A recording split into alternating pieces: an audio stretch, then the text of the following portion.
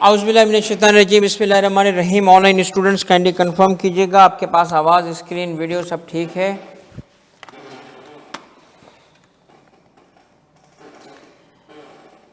आज हम स्टार्ट करने जा रहे हैं हमारा P4 और P4 है withholding taxes, withholding taxation. Withholding आपके मुल्क के टैक्स के निज़ाम का एक सेंट्रल कॉन्सेप्ट है और विदहोल्डिंग के ज़रिए जो टैक्स कलेक्ट होता है उस टैक्स का क्वांटम वेरिएबली रिपोर्ट होता है। कभी कहते हैं कि जी ये 60% टैक्स विदहोल्डिंग से आता है, कभी कहते हैं 45% आता है। मगर कुछ भी हो, एक बहुत बहुत बड़ी अमाउंट टैक्स की कलेक्शन विदहोल्डिंग के ज़रिए इस मेथड से कलेक्ट होती है। और as in house company tax adviser या एक्सटर्नल कंपनी टैक्स एडवाइज़र आपको जिन इनकम टैक्स के सेक्शंस के साथ बार बार वास्ता पड़ेगा उनमें से विदहोल्डिंग भी है। विदहोल्डिंग इस वजह से इस कोर्स का बहुत इम्पॉर्टेंट सब्जेक्ट है और प्रीवियस जो हमारे सब्जेक्ट्स हैं P1, 2, 3, जैसे हमने उनकी पहली क्लास के अंदर कुछ लर्निंग भी की थी और स्ट्रक्चर भी बनाया था, तो विदहोल्डिंग के साथ भी हम इसी तरह करेंगे। कुछ कॉन्सेप्ट सीखेंगे, कुछ स्ट्रक्चर बनाएंगे और कुछ लर्निंग करेंगे। ठीक है। सबसे पहली बात यह है कि विदहोल्डिंग टैक्स किसी टैक्स का नाम नहीं है, यह कोई टैक्स नहीं है कि अगर हम नॉर्मली जैसे कहते हैं कि विदहोल्डिंग टैक्स पे किया मैंने, तो बज़ाते खुद व्हेन वी से विदहोल्डिंग टैक्स तो इसका मतलब ये नहीं है, बस ले जाओ बेटा,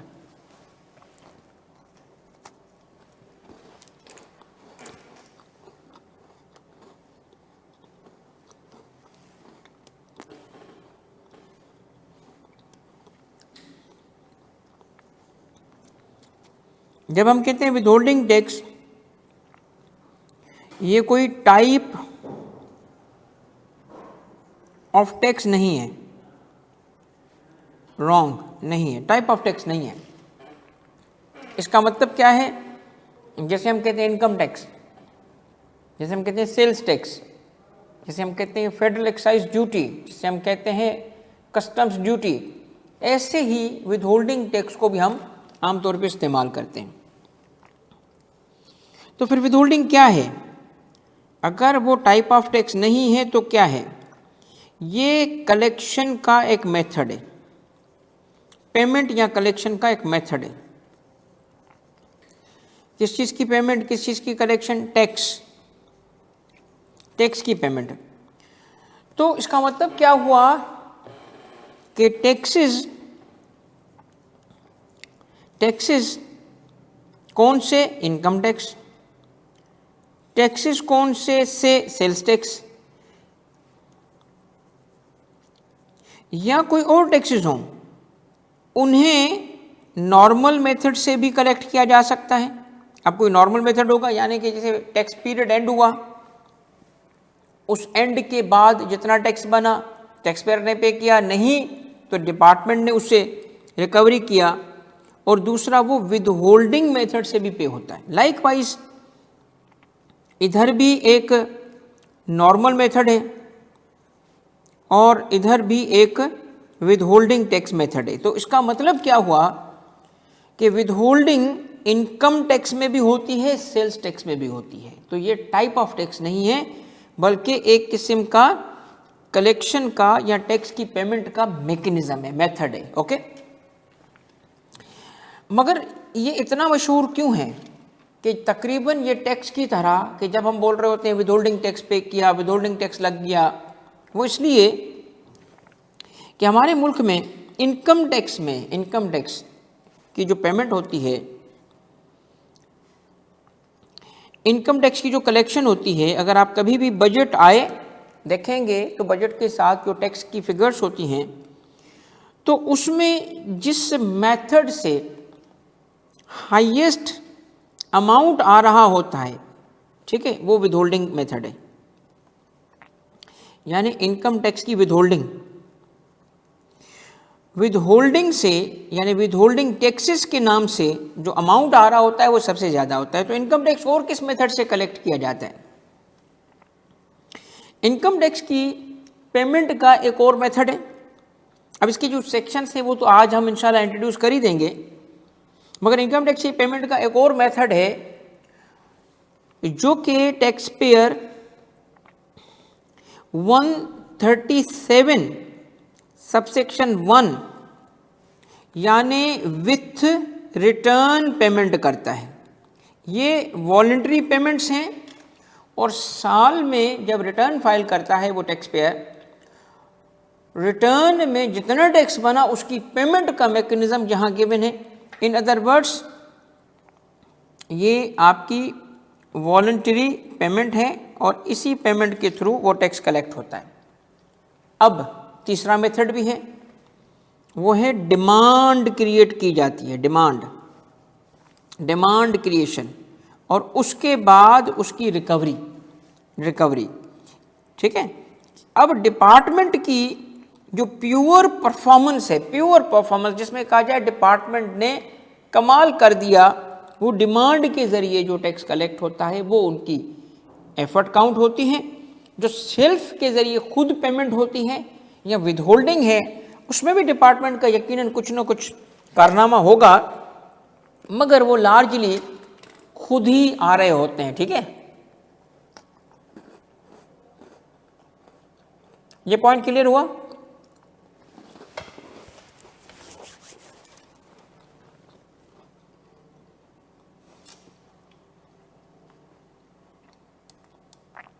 ऑनलाइन स्टूडेंट्स बेटा काइंडली कंफर्म करें ये पॉइंट क्लियर हुआ? तो अब हमें एडमिटेड टैक्स, एक लफ्ज इस्तेमाल हो एडमिटेड लायबिलिटी लफ्ज इस्तेमाल होता है, एडमिटेड टैक्स होता है। रिटर्न के साथ जो होगा वो एडमिटेड ही होगा, वो खुद ही बता रहा है कितना टैक्स है। तो जो ये सब्जेक्ट है हमारा जिसको हम अभी स्टडी कर रहे हैं विद होल्डिंग टैक्सेशन के नाम से, ये इस वजह से हमारे इनकम टैक्स का ख़ास तौर पे एक तरीके का या हमारे टैक्स के निज़ाम का बैकबोन है, बैकबोन। अगर देखा जाए कि टैक्स की रिकवरी बाकी मेथड से क्या, स्टैटिस्टिक्स ऑब्वियसली आप देखेंगे तो हमारे मुल्क में बड़े देर से आते हैं, 1.5 साल बाद 2 साल बाद ही स्टैटिस्टिक्स मिल रहे होते हैं कि आज के साल की क्या पोजीशन है। मगर अगर आप लास्ट स्टैटिस्टिक्स भी देखेंगे तो भी ये गारंटीड है कि विद होल्डिंग टैक्स कम से कम 40-45% तो होगा ही होगा। तो इस वजह से ये बैकबोन है हमारे सिस्टम का। अब हम अपनी तरफ आएँ, छोड़ें बैकबोन होगा सिस्टम का, हमें क्या, क्योंकि हम तो अपने काम को, अपने बिजनेस को या अपनी एडवाइजरी को देखना चाहते हैं। तो सुनिएगा कि जो आप काम करेंगे, सबसे ज़्यादा अगर आप कंपनी के इन हाउस रिसोर्स हैं, कंपनी के आप इन हाउस मैनेजर हैं, टैक्स का काम कर रहे हैं, आपका जिम्मा है, तो सबसे ज़्यादा जिस चीज़ से आपको बार बार फेस करना पड़ेगा वो विद होल्डिंग ही होगी। क्योंकि कंपनी के पेरोल, कंपनी की पेमेंट्स, कंपनी की ट्रांजैक्शंस, जो विद होल्डिंग जिन जिन ट्रांजैक्शन पे होती है वो हर रोज़ विद होल्डिंग फेस करोगे आप। और अगर आप कंपनी के एक्सटर्नल एडवाइज़र हो और एज एडवाइज़र आप काम कर रहे हैं, तो जिस चीज़ पे सबसे ज़्यादा आपसे एडवाइस मांगी जाएगी वो यही है। तो इसका मतलब क्या हुआ कि कंपनी के टैक्स एडवाइजरी करने के लिए, कंपनी के टैक्स एडवाइजरी चाहे इन हाउस हो तो आपको खुद फेस करना पड़ता है, फेस करोगे इसको। क्यों? डेली बेसिस पे आपको देखेंगे कि कोई ना कोई ऐसी ट्रांजैक्शन हो रही होगी जिस पे इधर विद होल्डिंग एप्लीकेबल होगा या उस पर सवाल उठेगा। और अगर आप एज एक्सटर्नल एडवाइज़र काम कर रहे हैं तो सबसे ज़्यादा आपको जो कॉल आएगी ना, जो पूछा जाएगा यार ये कैसे होगा, सर ये कैसे होगा, इस पे क्या है, वो यही विद होल्डिंग है। तो इसका मतलब है कि अगर ये इतना ही इम्पॉर्टेंट है तो अब हमें इसको बहुत अच्छे तरीके से करना है, बहुत ही खूबसूरत तरीके से इसको हमने कवर करना है। और ये वो सब्जेक्ट है जिस सब्जेक्ट को मैं आपको बताता हूँ सबसे ज़्यादा कॉम्प्लेक्सिटीज़ और चेंजिंग इनकम टैक्स ऑर्डिनेंस में जो ट्रांजैक्शन इसकी होती हैं। क्यों?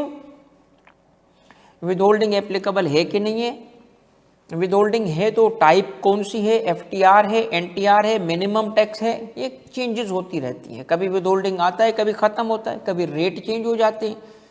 तो हर साल इसमें चेंजेस होने की वजह से कोई भी बंदा विद होल्डिंग पे मास्टर नहीं बन सकता जब तक कि उसने विद होल्डिंग को मुकम्मल अच्छे तरीके से ग्रिप ना किया हो और हर साल खुद को अपडेट ना करता हो।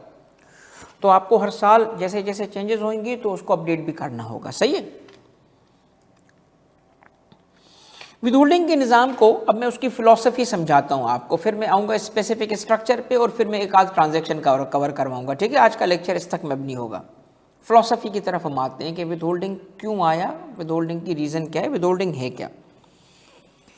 देखिए, विद होल्डिंग ख़ास तौर पे, विद होल्डिंग तो बहुत पुराना है, ऐसे नहीं है कि विद होल्डिंग कोई आज के दिन का है, बल्कि विद होल्डिंग का जिक्र इवन जब ये टैक्स, इनकम टैक्स की बात कर रहा हूँ, जब for the first time impose किया था बरतानिया में, तो प्राइम मिनिस्टर पिट, PITT पिट एक प्राइम मिनिस्टर था, उसने इस टैक्स को इम्पोज किया था नेपोलियन के अगेंस्ट जो वॉर्स थी उसको फाइनेंस करने के लिए।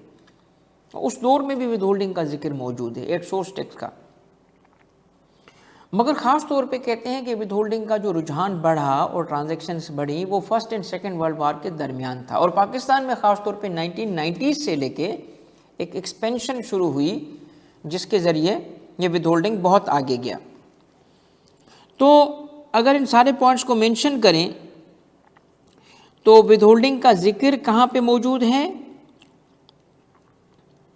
जिसने इनकम टैक्स को इम्पोज किया था, ये उसका फाउंडर है इनकम टैक्स का। ठीक है, यूके में income tax for the first time impose करने वाला प्राइम मिनिस्टर है। ठीक है, 18th सेंचुरी की एंडिंग की बात है, 17 जब वो नेपोलियन की जंगें हुई थी, तो मेंशन्ड तो उस वक्त भी है।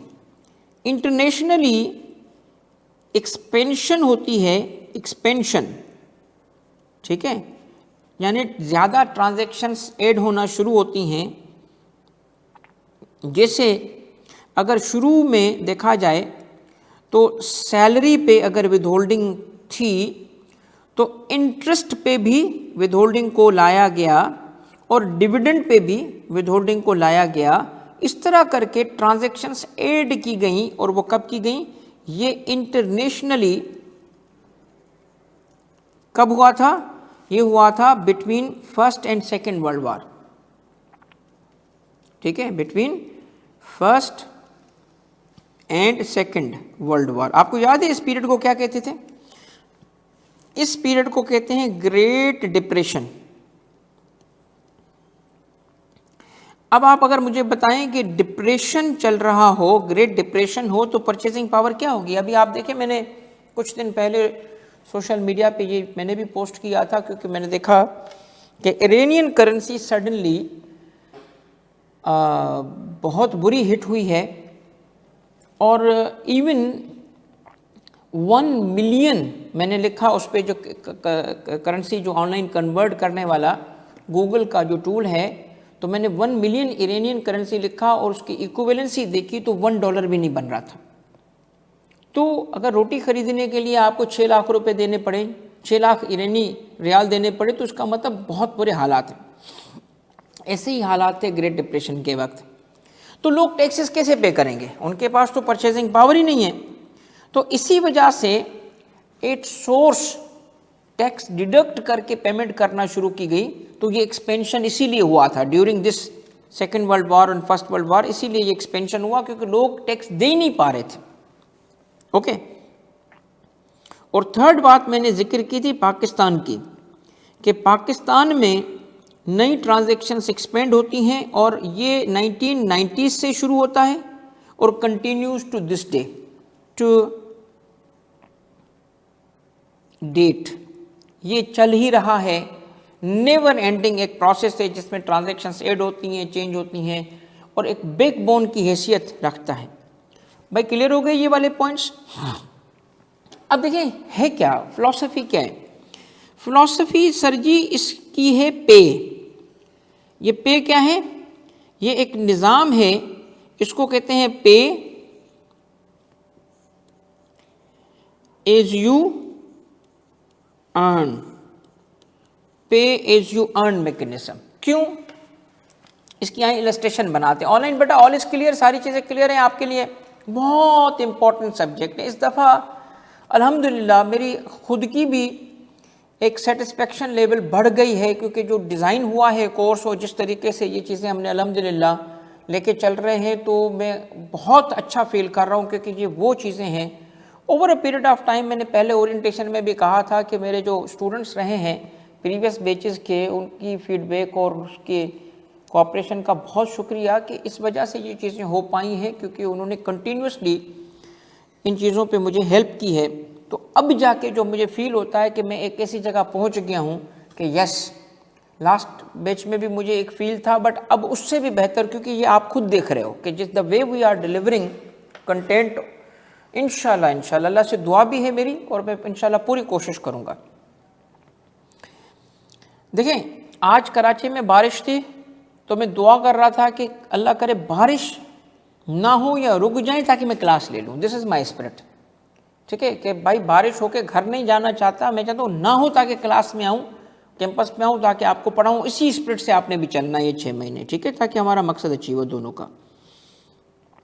पे एज यू अर्न की एक इलस्ट्रेशन बनाते हैं। आए ज़रा इलस्ट्रेशन बनाएं कि क्या था, कैसे आया और किस तरीके से चीज़ें हुई।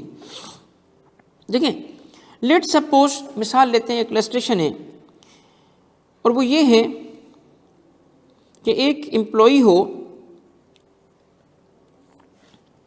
और उसकी सैलरी है मंथली सैलरी हम ले लेते हैं 50,000 की, और सालाना एनुअल सैलरी इसकी बनती है, कितनी बनी? 6 लाख। सपोज कर लें, ये इलस्ट्रेशन है, एक्चुअल लॉ नहीं है। लेट्स अज्यूम टैक्स रेट, ये कॉन्सेप्ट बना रहे हैं, याद रखिएगा ये टोटली अजम्पशन बेस्ड बात है, ताकि आपका कॉन्सेप्ट और पॉइंट आप तक में ला सकूं। अजम्पशन बेस्ड टैक्स रेट है। लेट सपोज कि अगर टैक्स होता 10% इस पे अगर होता, तो उस केस में टैक्स बनेगा 60,000। आप ये बात ज़रूर याद रखिएगा कि ये इन्फ्लेशन की वजह से 6 लाख है, हमेशा 6 लाख नहीं था। कभी ये 3 लाख था, कभी 1.5 था, कभी 2 था। ये 80,000 से मैंने देखा है। मैंने joint income tax department first time मैंने टैक्स लॉ पढ़ा था, तो ये 80,000 होता था। ये अभी 6 लाख तक जा चुका है। मगर जो भी हो, तो 6 लाख पे अगर अज्यूम करके हमने टैक्स लगाया, तो टैक्स बना कितना? अब सोचने की बात यह है कि ये पे कैसे करेगा।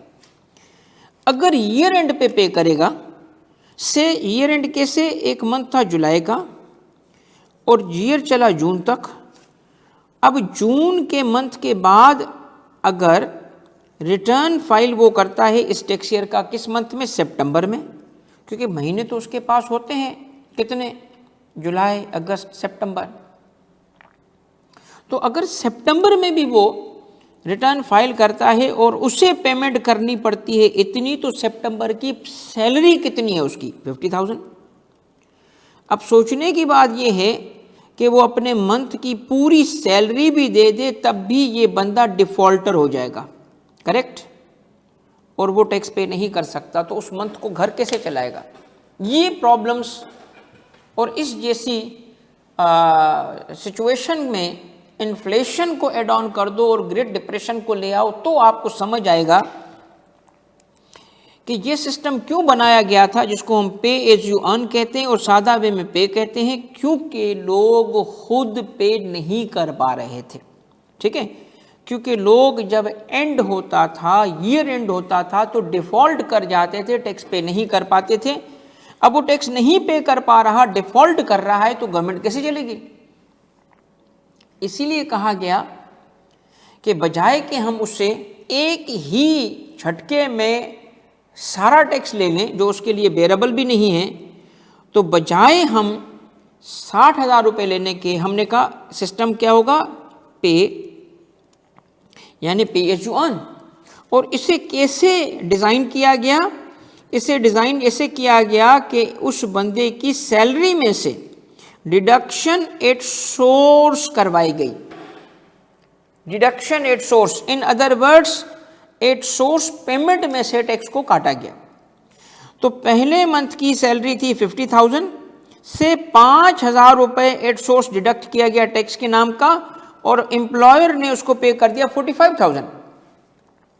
ये अमाउंट हर महीने जब डिडक्ट होता गया तो ईयर एंड पे उससे टैक्स रिकवर हो गया जितना उसने पे करना था। तो हर महीने पेयर जिसने पेमेंट की उसे कहा गया कि आप सारी पेमेंट नहीं करना, इतना अमाउंट रोक लो। और उसके लिए अब तो हमारे पास सेक्शन मौजूद है, एक एक डिटेल मौजूद है जो हमें हर एक चीज बताएगी कि ये पेयर कितना अमाउंट रोकेगा, कैसे करेगा, इंटायर मैकेनिज्म आप सीखेंगे। तो चूंकि वो पेयर क्या कर रहा है, अमाउंट को रोक रहा है एट सोर्स क्यों? क्योंकि वही पेमेंट का सोर्स है और पेमेंट के सोर्स में से अमाउंट रोक रहा है, तो इसीलिए इसका नाम क्या है, रोकना। रोकने को कहते हैं विदहोल्डिंग, रोक लेना, विदहोल्डिंग टैक्स, इसलिए इसका नाम पड़ा। और विदहोल्डिंग टैक्स में चूंकि सारा ट्रांजैक्शन एट सोर्स हो रहा होता है तो इसीलिए इसका नाम पड़ा डिडक्शन एट सोर्स। इंडिया में इसको कहते हैं टीडीएस। वो अगर आप फिल्मों में देखेंगे ना, टीडीएस काट के 10 रुपए, टीडीएस क्या है, tax deduction at source.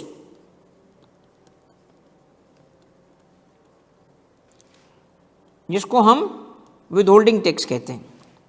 Okay हो गया भाई, यहां तक बात क्लियर है? तो इन अदर वर्ड्स विदहोल्डिंग का पूरा निजाम जिस प्रिंसिपल पे ऑपरेट करता है वो प्रिंसिपल है पे एज यू अर्न, ताकि लोग थोड़ा थोड़ा करके पे करें, जैसे जैसे कमाते जाएं थोड़ा थोड़ा टैक्स पे करते जाएं, ताकि ईयर एंड पे उन पे सडन बर्डन ना पड़े। और इसीलिए ये इफेक्टिव है क्योंकि टैक्स इवेजन के चांस ही नहीं रहते या रिड्यूस हो जाते हैं, क्योंकि एक तरफ पेयर है एक तरफ पेई है, दोनों का इंटरेस्ट मैच नहीं करता, तो टैक्स डिडक्ट होकर गवर्नमेंट को मिल जाता है। ओके हो गया भाई, यहां तक ऑन बोर्ड हो, चीजें सीख रहे हो? काइंडली कंफर्म करें, साथ साथ ऑनलाइन बेटा काइंडली कंफर्म करें। अब हम आते हैं नेक्स्ट स्टेज की तरफ। नेक्स्ट स्टेज ये है कि ट्रांजैक्शंस कौन सी होंगी जिस पे विदहोल्डिंग होगी। ट्रांजैक्शंस, अब थोड़ा कॉन्सेप्ट बनाने के लिए मैपिंग करूंगा। ट्रांजैक्शंस कौन सी हैं जिस पे विदहोल्डिंग है, ट्रांजैक्शंस सब्जेक्ट टू विदहोल्डिंग कौन सी हैं, सब्जेक्ट टू विदहोल्डिंग कौन सी हैं। तो पूरा लॉ इन ट्रांजैक्शंस के लिए है। इस लेक्चर की एंड पे हम आके आइडेंटिफाई करेंगे ट्रांजैक्शंस को। मसलन इसकी एग्जांपल्स क्या है ट्रांजैक्शंस की, कोई बताएगा ट्रांजैक्शन की एग्जांपल क्या है? भाई सैलरी पे टैक्स विदहोल्ड होता है, करेक्ट। इंटरेस्ट पे जो बैंक पे करता है, जिसको हम पाकिस्तान में प्रॉफिट ऑन डेट या पीओडी कहते हैं, डिविडेंड पे। और एक और ऐड करना चाहता हूं नया, इंपोर्ट्स, इंपोर्ट ऑफ गुड्स, ठीक है, इस पे भी टैक्स विदहोल्ड होता है। विच मीन्स के बहुत सारी ट्रांजैक्शंस हैं, बहुत सारी ट्रांजैक्शंस हैं, बेतहाशा ट्रांजैक्शंस हैं, उन सब पे हम आएंगे, मगर चंद एग्जाम्पल आपके सामने हैं जिन ट्रांजैक्शन पे टैक्स विदहोल्ड होता है, करेक्ट। अब ये ट्रांजैक्शन हम कोई तुक्का नहीं लगाते हैं, sale of purchase, contract execution, payment to non resident, renting of immovable property, ठीक है, withdrawal of cash, registration of vehicle, इस तरीके की सारी ट्रांजैक्शंस हैं जो डे टू डे हम करते हैं, और टैक्स इसमें विदहोल्डिंग अट्रैक्ट होती है। अब आप जरा थोड़ी तवज्जो करेंगे तो मैं आपको चंद चीजें नई इंट्रोड्यूस करता जाऊंगा, और वो ये हैं। साजिद ने सवाल पूछा है कि व्हाट इफ के कंपनी लॉयर से टैक्स सर्विसेज ले तो उस पर टैक्स विदहोल्ड होगा कि नहीं। ये सेक्शन 153 में हम आएंगे, उस वक्त आंसर करेंगे, क्योंकि स्पेसिफिक ट्रांजैक्शंस पे भी मैं नहीं जा रहा, अभी मैं स्ट्रक्चर बना रहा हूँ साजिद, क्योंकि ट्रांजैक्शन पे जाऊंगा ना तो हम बढ़ जाएंगे। एक जितने सवाल पूछिएगा बेटा, एवरीथिंग विल बी आंसर्ड, ये हो नहीं सकता कि लॉ उसको आंसर ना कर रहा हो, हर चीज आंसर्ड है। ओके, अब जरा स्ट्रक्चर समझें, आपका माइंडसेट बने, स्ट्रक्चर बनेगा तो आपके अगली क्लासेस जो होंगी वो ग्रिप में भी आएंगी और इंशाल्लाह आप एक अच्छे एडवाइजर भी बनेंगे। ट्रांजैक्शंस को आप आए, अब सवाल ये है कि ट्रांजैक्शन लॉ में आइडेंटिफाइड है, कहाँ सेक्शंस देख लेते हैं। दो जगह पे सेक्शंस हैं, एक मिड में, तकरीबन मिड ही है ऑर्डिनेंस का, यानी कि 154 से शुरू 148 से शुरू होती हैं। 148 है imports, 149 salary, 150 dividend, 151 interest, 152 payment for non resident, 153 payment for goods services, contract execution, इस तरह 154 जो है वो एक्सपोर्ट्स, 155 इस सारी ट्रांजैक्शन है, प्राइजेज एंड विनिंग सारा कुछ आपको पढ़ाया जाएगा, मगर ट्रांजैक्शन आइडेंटिफाइड है। अब ट्रांजैक्शन तो आइडेंटिफाइड है, इसका मतलब हमें पता होना चाहिए as adviser which transactions are subject to withholding, वरना हम गलती कर देंगे। समझ आई मेरी बात? सबसे इंपॉर्टेंट चीजें हैं, आपको ट्रांजैक्शन क्लियर हो, ट्रांजैक्शन क्लियर है, ओके। अब अगली चीज आपको याद होनी चाहिए, हु इज विदहोल्डिंग एजेंट। उस ट्रांजैक्शन में लॉ ने विदहोल्डिंग एजेंट किसे बनाया। अब विदहोल्डिंग एजेंट का कॉन्सेप्ट क्या है वो समझते हैं। देखिए, विदहोल्डिंग एजेंट इस तरह है कि एक तरफ है टैक्स पेयर जिसको पेमेंट जा रही है या जिस पे टैक्स है, असल टारगेट ये टैक्स पेयर है। और टैक्स पेयर कौन था? फॉर एग्जांपल इसमें हमने देखा कि टैक्स पेयर था एम्प्लॉई, टैक्स पेयर था अकाउंट होल्डर, शेयर होल्डर, इनको पेमेंट आनी थी, यस, कौन सी? Salary, interest, dividend. तो उस पे टैक्स लेने का काम इसके पास किसका था? एफबीआर का। एफबीआर का काम था इससे टैक्स लेने का। एफबीआर ने कहा रुको, हम एक एक को ढूंढ के टैक्स लें, उससे अच्छा है कि हम सोर्स पे चले जाते हैं। तो ये अकेला थोड़ी है, ऐसे तो बेतहाशा इनको पेमेंट जाती है किससे? तो पेयर से, पेयर है जिससे पेमेंट जाती है, उस पेयर को पाबंद कर देता हूं कि तुम क्या करो, पेमेंट में से टैक्स डिडक्ट कर लो। तुम्हारी पेमेंट कितनी होनी है? 100 की। मैं ऐसे कहता हूं नहीं, 100 नहीं पे करना, माइनस कर लो 5, पेमेंट कर दो 95 और मुझे दो वो 5। ठीक है, टैक्स पेयर ने जो बाद में पेमेंट करनी थी वो मुझे पे करो। तो इन अदर वर्ड्स ये पेयर जो भी होगा वो विदहोल्डिंग एजेंट बन जाएगा। किसका एजेंट? एफबीआर का, क्योंकि उसने उसको कहा काम करने के लिए। मगर ये ऐसा एजेंट है जिसको काम करने की कोई कमीशन या पेमेंट नहीं होगी। तो इस वजह से अक्सर लोग कहते हैं जी हम तो टैक्स अफसरों वाला काम कर रहे हैं, टैक्स कलेक्ट करके हम दे रहे हैं, हमें कुछ कमीशन भी नहीं मिलता। कोई गलती हो जाए तो फिर वो तलवार निकाल के प्याज काट लेते हैं, प्याज काटने के लिए भी तलवार निकाल लेते हैं। ऐसे ऐसे नोटिस आ जाएंगे कि भाई वो फिर अल्लाह पना। तो बहरहाल इन अदर वर्ड्स पेयर ने पेमेंट की, पेमेंट में से इसको क्या करनी है? डिडक्शन। लफ्ज क्या है? डिडक्शन करनी है। मगर रुकिएगा, अगला लफ्ज सुनिएगा, ये हो गई डिडक्शन एट सोर्स। तो payment withholding deduction at source पे हो रही है। अलबत्ता अगर ट्रांजैक्शन कुछ ऐसी हो कि जिसमें एक इंपोर्टर है और इंपोर्टर वो टैक्स पेयर है, तो tax payer being an importer, okay, ये है टैक्स पेयर इंपोर्टर। अब इंपोर्ट करने के लिए ये जो चैनल यूज करता है वो है कलेक्टर कस्टम्स का, कस्टम्स डिपार्टमेंट का। तो अब सवाल ये है कि अगर एफबीआर इस ट्रांजैक्शन में टैक्स लेना चाहता है, किससे? टैक्स पेयर से, क्योंकि टैक्स पेयर जब गुड्स इंपोर्ट करके बेचेगा उस वक्त जो टैक्स होगा वो चाह रहे हैं इसको एट सोर्स ले लें। इसका सोर्स क्या है? इसकी तो पेमेंट नहीं हो रही। यहां पे पेयर तो है ही नहीं जो पेमेंट कर रहा हो, यहां पेयर नहीं है, यहां कौन है? रेसिपिएंट है। यानी कलेक्टर कुछ पेमेंट नहीं करता, रिसीव करता है। क्या रिसीव करता है? कस्टम्स ड्यूटी रिसीव करता है। तो फिर लॉ ने इसको पाबंद किया कि अपना टैक्स कलेक्ट करते हुए हमारा टैक्स भी कलेक्ट कर लो। तो विदहोल्डिंग तो हुई, विदहोल्डिंग तो हुई, मगर किस मेथड की? लफ्ज सुनिएगा, कलेक्शन एट सोर्स। इसका मतलब है कि विदहोल्डिंग के दो मेथड्स हैं। बताएंगे आप विदहोल्डिंग के दो मेथड्स? दो मेथड्स हैं, एक को कहते हैं डिडक्शन एट सोर्स, दूसरे को कहते हैं कलेक्शन एट सोर्स। तो डिडक्शन होगी या कलेक्शन होगी, ये डिपेंड किस पे कर रहा है? ये कर रहा है who is the withholding agent. अगर विदहोल्डिंग एजेंट पेयर है किसी चीज का, किसी अमाउंट का, तो उस सूरत में डिडक्शन एट सोर्स होगी। और अगर वो किसी चीज को कलेक्ट कर रहा है, रिसीव कर रहा है, जैसे कस्टम्स का टैक्स, गाड़ी रजिस्टर करने जाते हैं किस डिपार्टमेंट के पास? एक्साइज डिपार्टमेंट के पास। वो क्या करता है? रजिस्ट्रेशन की फीस देता है, तो कलेक्ट कर रहा है, वो भी क्या हो जाएगा? Collection at source. क्या ये बातें आपको समझ आ गई? स्ट्रक्चर बन रहा है आपका विदहोल्डिंग का। तो पहली चीज हमने क्या कहा? We should know one thing, और वो है ट्रांजेक्शन्स क्या है, वेरी इंपॉर्टेंट। फिर हमें पता होना चाहिए हु इज विदहोल्डिंग एजेंट। दो किस्म के विदहोल्डिंग एजेंट होंगे, पेयर या रेसिपिएंट ऑफ पेमेंट।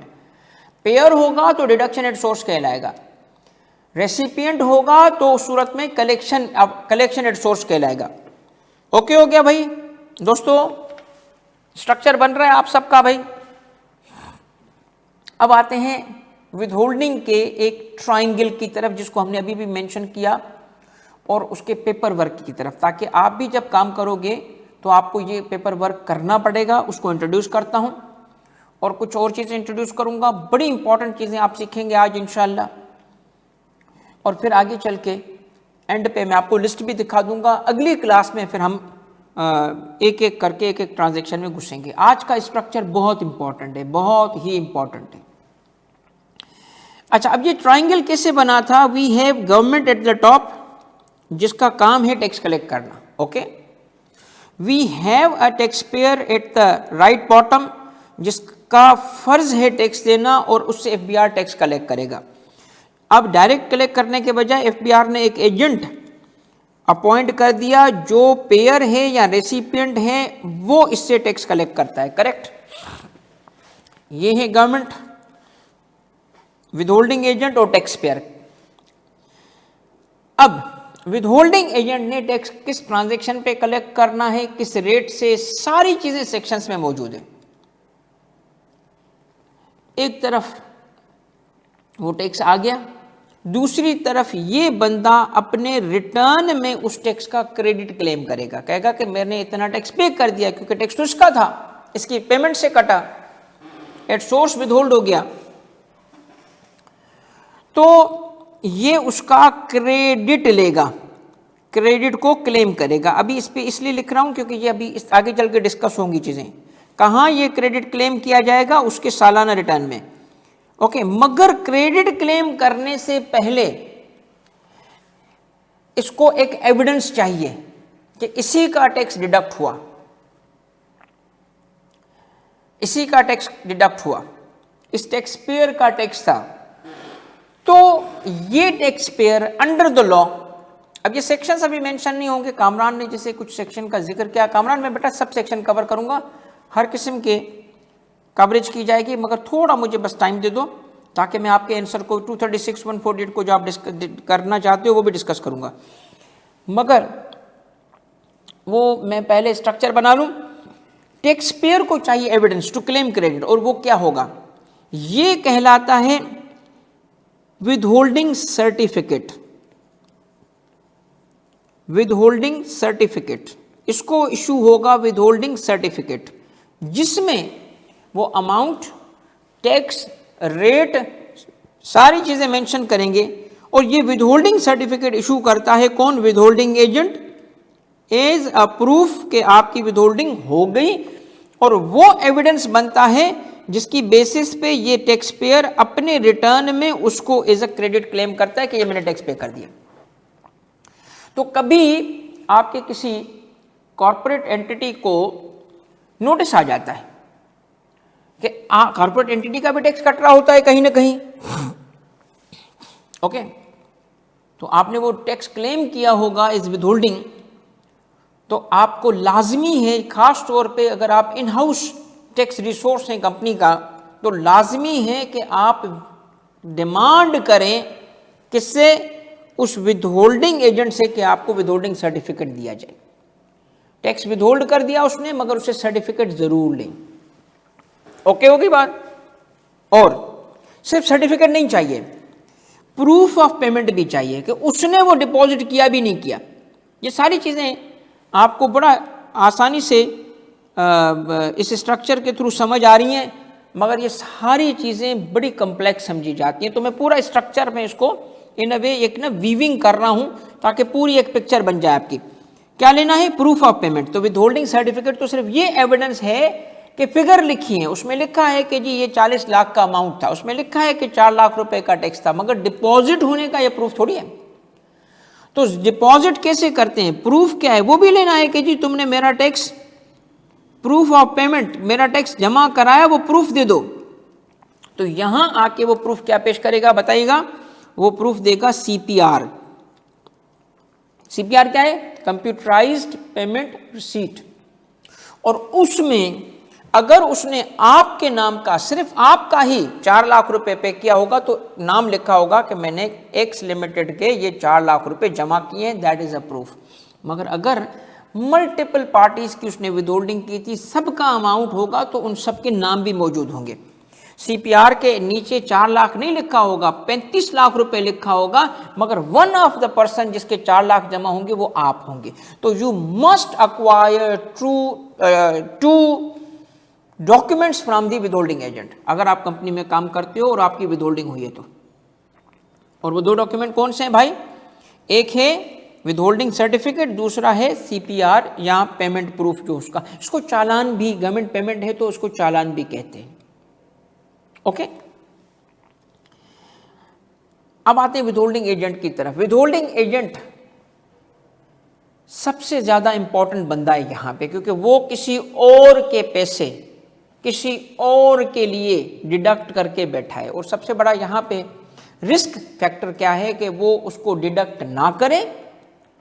एक रिस्क फैक्टर क्या है एफबीआर के लिए? रिस्क असेसमेंट अगर हम करें तो एफबीआर की रिस्क असेसमेंट ये है कि उसने विदहोल्डिंग नहीं की, no withholding, failed to withhold. दूसरा है विदहोल्डिंग तो की मगर वो पेमेंट अपने पास रख ली, नो पेमेंट। विच मीन्स के ये 2 रिस्क फैक्टर हैं एफबीआर के लिए कि मैंने उसको एजेंट अपॉइंट किया है, मगर अब एफबीआर क्या करता है? इस विदहोल्डिंग एजेंट को पाबंद करता है स्टेटमेंट फाइल करने के लिए। वेरी इंपॉर्टेंट स्टेटमेंट जिसको हम कहते हैं विदहोल्डिंग स्टेटमेंट। ये स्टेटमेंट वर्ड यूज होगा और इसका मैं अलबत्ता सेक्शन लिखना चाहता हूं क्योंकि मशहूर सेक्शन है 165 की स्टेटमेंट। एक एक चीज का मैं आपको सर्टिफिकेट का एक एक का सेक्शन लिखवाऊंगा, मगर सिर्फ अभी मैं एक सेक्शन लिखना चाहता हूं। ओके भाई, अब एफबीआर क्या करेगा? सबसे पहले ये आए दिन मॉनिटरिंग करता है भाई विदहोल्डिंग की। सुन लो, जो आप टॉपिक पढ़ोगे ना एक कहां पे, लॉ ऑफ टैक्स नोटिस में, उसमें एक नोटिस कहलाता है विदहोल्डिंग की मॉनिटरिंग का नोटिस। अब एक होता है ऑडिट, एक होता है मॉनिटरिंग। जब कोई भी रिटर्न फाइल करता है तो याद रखिएगा कि रिटर्न का ऑडिट होता है, ऑडिट।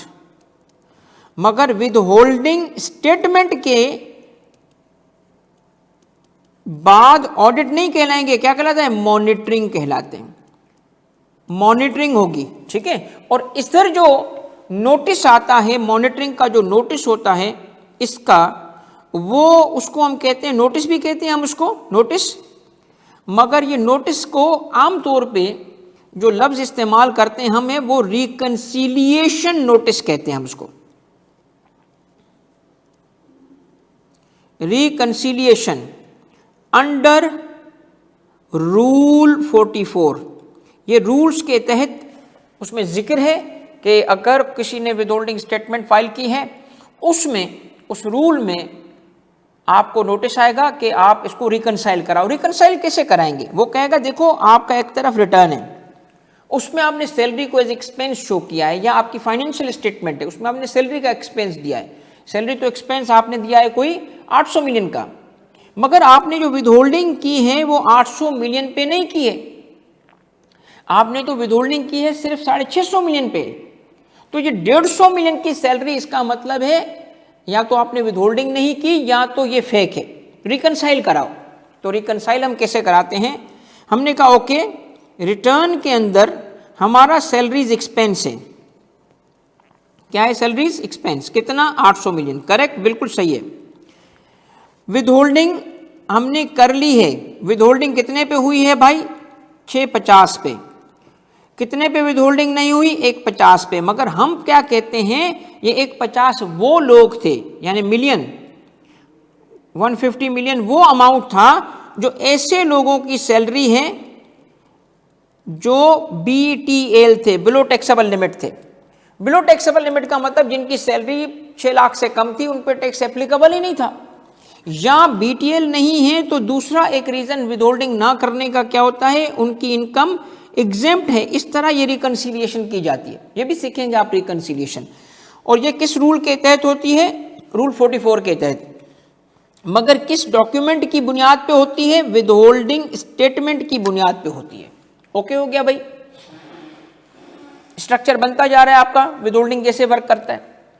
तो एक तरफ पाबंद किया गया है किसे, कुछ केसेस में पेयर को, कुछ केसेस में रेसिपिएंट को, कि विदहोल्डिंग करो। Transaction identified, amount identified, rate identified, timing identified, nature identified, everything given in the section. और फिर उसको कहा गया विदहोल्डिंग एजेंट को कि तुम फाइल करो रिटर्न के अलावा एक स्टेटमेंट, ताकि हम तुम्हें मॉनिटर कर सकें कि कितना अमाउंट विदहोल्डिंग में हुआ, डिपॉजिट कितना किया। और दूसरी तरफ वो टैक्स पेयर को एविडेंस की फॉर्म में 2 डॉक्यूमेंट, एक को सर्टिफिकेट और एक को चालान या CPR कहते हैं, वो कहा गया अक्वायर करो। ओके भाई दोस्तों, अब हम विदहोल्डिंग के कॉन्सेप्ट को जिसने पहली दफा देखा होगा तो अब समझना शुरू करेगा कि अच्छा ये हो क्या रहा है। थोड़ा हम आहिस्ता आहिस्ता से एडवांस पॉइंट्स की तरफ जा रहे हैं। देखिए, इसका मतलब ये हुआ कि हमारे मुल्क में टैक्स ऑफिसर सिर्फ वो नहीं है जो FBR की बिल्डिंग में बैठते हैं। हर विदहोल्डिंग एजेंट के पास बैठा हुआ अकाउंटेंट भी टैक्स ऑफिसर है, क्योंकि वो टैक्स विदहोल्ड करके गवर्नमेंट को जमा करता है। On behalf of the government वो टैक्स कलेक्ट करता है। और अगर देखा जाए तो मुल्क को अगर 40 या 50 या 60% जितना भी परसेंट है वो रिकवरी इस तरीके से, यानी पेमेंट, रिकवरी तो नहीं कहा जाएगा, पेमेंट इस तरीके से होती है, तो फिर ये भी अनसंग हीरोज हैं, अनसंग हीरोज जो मुल्क के लिए काम कर रहे हैं, बगैर पैसे लिए वो भी गवर्नमेंट को टैक्स कलेक्ट करके दे रहे हैं। अब आप कहेंगे कि ये FBR में तो नहीं माना जाता, बिल्कुल नहीं मानेंगे क्योंकि उनका माइंडसेट डिफरेंट है। बट वी नो कि ये मुल्क के लिए बड़ी कंट्रीब्यूशन है बिजनेस कम्युनिटी की, कि वो टैक्स कलेक्शन में हेल्प कर रहे हैं।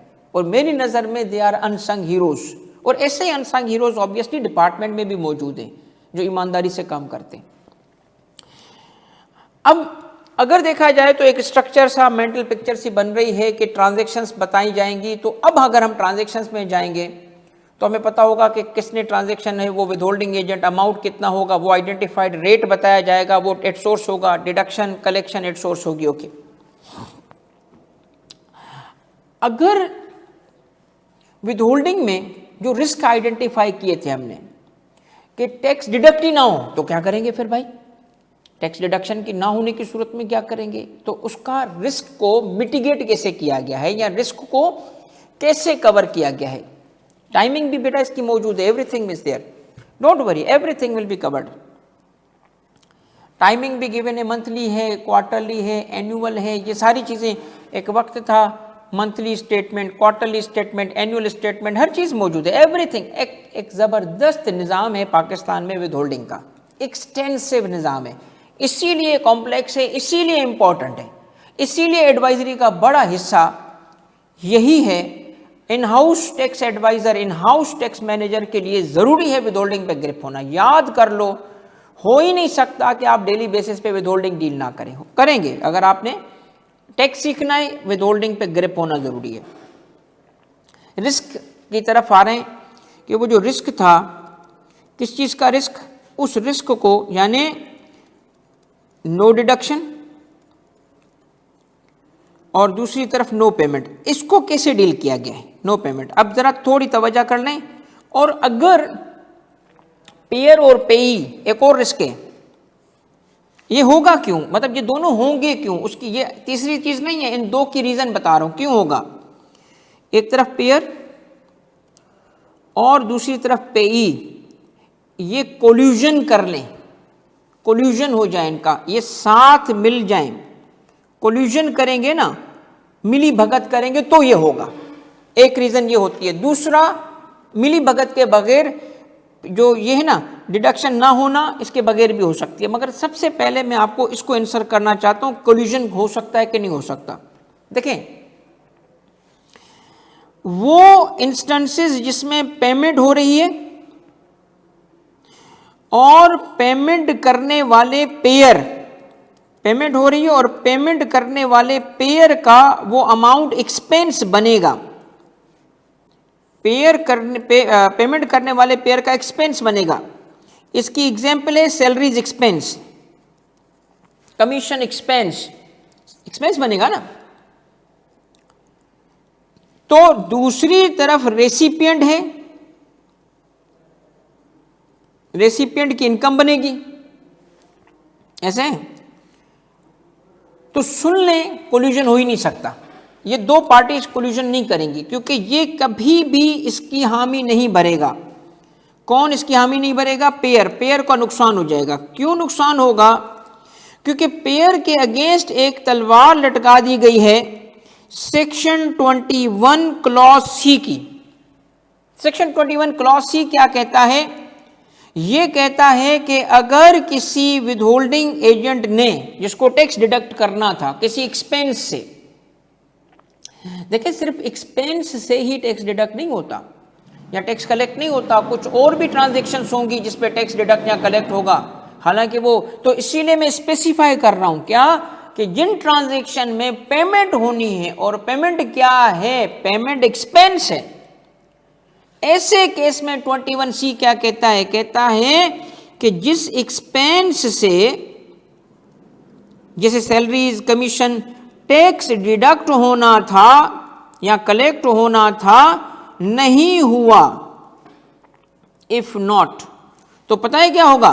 वो एक्सपेंस, ये एक्सपेंस इफ नॉट, ये आपका डिसअलाउ कर दिया जाएगा। डिसअलाउ करने से इनकम बढ़ जाएगी और ये बना दिया गया है क्या? Deduction not allowed, deduction not allowed, DNA बना दिया गया है। अब आप सोचें कि क्या एक रेसिपिएंट इसके पास आए कि सर जी मेरा टैक्स डिडक्ट नहीं कीजिएगा, मैं खुद इनकम टैक्स वालों को देख लूंगा, तो क्या ये मानेगा? कभी नहीं मानेगा। और खास तौर पे इस पेयर को डर हो रूल 44 की रिकंसिलिएशन नोटिस का, कि यार कभी ना कभी मेरी रिकंसिलिएशन होगी, फिर मैं क्या बोलूंगा? ये एग्री नहीं करेगा। इसका मतलब क्या है कि आपके विदहोल्डिंग के निजाम में इनकम टैक्स के अंदर रहते हुए अगर बात की जाए तो मेरे ख्याल में इस कोल्यूजन के बहुत कम चांस हैं, क्यों नहीं है, मगर वो सिचुएशन बड़ी लिमिटेड हो जाती हैं। और एक सिर्फ उस पर डिटेल में डिस्कस नहीं करूंगा, ऑफ द कफ बात करूंगा। पाकिस्तान के एक फाइनेंस मिनिस्टर रहे हैं, बहुत बड़े इकोनॉमिस्ट हैं। एक दफ़ा डिपार्टमेंट प्रेजेंटेशन के लिए आए और वो प्रपोज किया उन्होंने कि ये फलानी ट्रांजैक्शन पे भी विदहोल्डिंग लगाएं, फलानी ट्रांजैक्शन पे भी विदहोल्डिंग करें। तो मुझसे रहा नहीं गया, मैंने उससे सवाल पूछा, हाथ रेस किया कि सर आप जो प्रपोज कर रहे हैं, मेरे ख्याल में ये मुल्क के भले में नहीं है। बड़े हैरान हुए, ये कौन होता है भाई? कल का बच्चा, वो PhD डॉक्टर, फाइनेंस मिनिस्टर, बहुत बड़े इकोनॉमिस्ट। उन्होंने कहा क्या आप इसकी वजाहत करेंगे? मैंने कहा जी सर बिल्कुल। मैंने कहा देखिए आप प्रपोज कर रहे हैं सेल्स टैक्स में विदहोल्डिंग, मैंने कहा इनकम टैक्स में तो विदहोल्डिंग एक पर्पज इसलिए समझ आता है कि पेयर का इंटरेस्ट अलग है, पेई का इंटरेस्ट अलग है। पेयर अपना एक्सपेंस डिसअलाउ तो नहीं करवाएगा ना डिफॉल्ट करके, मगर सेल्स टैक्स की विदहोल्डिंग थोड़ी मुख्तलिफ होती है। तो मैंने उनको कहा कि सर अगर आप सेल्स टैक्स में विदहोल्डिंग प्रपोज करोगे तो दोनों का इंटरेस्ट मैच कर जाता है, मैच, वहां क्लेश नहीं होता। देखिए इनकम टैक्स में एक तरफ है पेयर, दूसरी तरफ है पेई, डिफॉल्ट हो गया ना ये मारा जाएगा। मगर इनकम टैक्स में देखें, एक तरफ है सप्लायर जिसको पेमेंट मिल रही है, पेमेंट सप्लायर को होती है ना, और दूसरी तरफ है बायर। तो बायर ने इनपुट लेना होता है, सप्लायर ने आउटपुट पे करना होता है। ये ट्रांजैक्शन छुपाना चाहे ना, दोनों को फायदा है। कैसे फायदा है? इसने कहा यार मैं इनकम टैक्स कम दूंगा, इस सेल को गायब कर दे। इसने कहा कोई मसला नहीं, क्योंकि मैं तुम्हें अगर पेमेंट करता भी तो फिर मैं इनपुट लेता, अब ना मैं तुम्हें पेमेंट करता हूं ना मैं इनपुट लूंगा, मैं तो न्यूट्रल हूं। बायर न्यूट्रल, सप्लायर फायदे में, तो फिर नुकसान ही कोई नहीं दोनों का। तो सेल्स टैक्स में विद होल्डिंग बिल्कुल अलग कॉन्सेप्ट है कंपेयर टू इनकम टैक्स के। पता है वो क्या कहते हैं? कहते हैं तुनियो साहब अगर टैक्स शायरी होती तो तुम गालिब हो, गालिब। कहता है इस फील्ड के तुम गालिब हो। मैंने कहा सर छोटा सा शागिर्द हूं। बोले यार ये बात जो आपने की है ना, ये लोगों को, बहुत कम लोगों को समझ आती है। तो आपको जो विद होल्डिंग का निज़ाम बेटा मैं समझा रहा हूं ना, इंशाल्लाह ये आपको भी इस फील्ड का गालिब बना देगा इंशाल्लाह। हम तो गालिब नहीं हैं, हम तो छोटे से वो जो होते हैं ना शायर हैं, वो भी जो दो चीज़ें लिख के और 2 साल तक गायब हो जाते हैं, मगर आप इंशाल्लाह गालिब बनोगे इस फील्ड के। तो आए ज़रा इसके ये जो कोल्यूजन को हमने कहा कि बहुत मुश्किल है, ये है पॉसिबिलिटी है बट मुश्किल है। तो ये तो हो गया एक तरफ। आते हैं इस तरफ, इससे कैसे टैकल किया गया। तो इसे टैकल करने के लिए एक तो मॉनिटरिंग का सिस्टम रखा गया और फिर उसके लिए रेमेडीज रखी गई हैं। रेमेडी क्या है? 2 पार्टीज इन्वॉल्व हैं इस रिस्क को, ठीक है, इस रिस्क को डिटेक्ट करने के लिए, रिस्क को या डिफॉल्ट को, बल्कि डिफॉल्ट ही कहा जाए तो बेहतर है, डिटेक्ट करने के लिए क्या रखा गया? रूल 44। ओके। और फिर इस डिफॉल्ट को रेमेडी करने के लिए, ठीक है, रेमेडी करने के लिए जो एक्शन रखा गया वो दोनों पार्टीज के अगेंस्ट रखा गया। एक तरफ था कौन? विदहोल्डिंग एजेंट, और दूसरी तरफ था कौन? टैक्स पेयर, जिसका टैक्स कटना था। अब दोनों के अगेंस्ट एक्शन रखा गया, मगर एक साथ एक्शन नहीं होता। एक में कहा गया कि टैक्स पेयर से टैक्स आना था, इसी से जाके डिपार्टमेंट नोटिस देके रिकवर करे कि आपसे विदहोल्डिंग होनी थी, नहीं हुई, दे दो। और वो सेक्शन कहलाता है 162।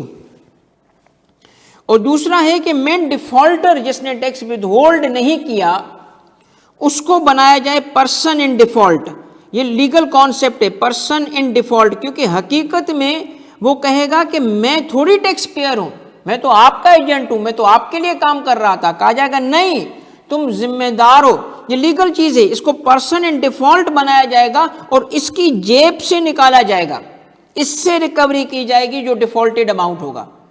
वो फिर अलग बात है कि ये अमाउंट जो होगा फिर इससे रिकवर भी कर लेगा, इसका मतलब ये पे करने के बाद इससे रिकवर करेगा, मगर रिकवरी किससे की जाएगी? विदहोल्डिंग एजेंट से। इसका सेक्शन है 161। तो 161, 162 ये रेमेडियल एक्शंस हैं। ये कौन से हैं? जो कि डिफॉल्ट की सूरत में रखे गए। डिटेक्शन करने के लिए सबसे पहले क्या रखा गया? डिटेक्शन करने के लिए 165 की स्टेटमेंट रखी गई और फिर उसको मॉनिटर करने के लिए रूल 44 रखा गया। बताएं जी, विदहोल्डिंग समझ आ रहा है आपको? अब हम पहुंच चुके हैं सेकंड लास्ट स्टेज की तरफ आज के लेक्चर के लिए। अल्हम्दुलिल्लाह एक स्ट्रक्चर्ड वे में चीजों को मैं एक्सप्लेन कर रहा हूं। एक्सप्लेन करें, बताइएगा आपको यहां तक समझ आई हैं चीजें? सेकंड लास्ट पार्ट तक हम आ गए और वो क्या है? वो है कि जो विदहोल्डिंग के टैक्सेस हैं, किसी ने सवाल भी पूछा था, वर्ड इस्तेमाल किया था एडवांस। ओके गुड है बेटा, एडवांस की बात की थी, एडवांस। तो अब हम आ गए हैं कि विदहोल्डिंग में जो टैक्स कट जाते हैं इसकी नेचर क्या है। अब ये नेचर लफ्ज जो है ये मैं एज ए टर्म यूज कर रहा हूं और ये नेचर ऑफ विदहोल्डिंग टैक्स के नाम से रिपीट होगा। नेचर ऑफ विदहोल्डिंग टैक्स क्या है? देखिए, नेचर ऑफ विदहोल्डिंग टैक्स में पहले लिख लेता हूं टर्म्स, फिर मैं एक्सप्लेन करूंगा इंशाल्लाह। सबसे पहले NTR,